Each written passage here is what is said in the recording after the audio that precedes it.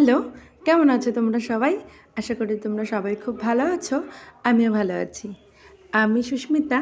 আমি হোমমেড আইস কেক বানাই। স্ক্রিনে দেওয়া নম্বরে যে কোনো অর্ডার পারপাস আমার সাথে তোমরা যোগাযোগ করতে পারো। আমার লোকেশন নবদ্বীপ। তো চলো আজকে একটা নতুন কেকের ডেকোরেশন তোমাদের সাথে শেয়ার করি। এটা ছিল একটা হাফ পাউন্ডের কেক বাটারস্কচ ফ্লেভারের। আর আমি এখন নিয়মিত কেকের ভিডিও দেওয়ার চেষ্টা করছি, কারণ ওই যে অনেক দিন অ্যাটাচ না থাকলে না সব কিছু গণ্ডগোল হয়ে যায়। তো চলো কেকটা আমি ফাইনাল ফিনিশিং দিয়ে ক্রাম কোটিং করে ফাইনাল ফিনিশিং দিয়ে কমপ্লিট করে দিয়েছি।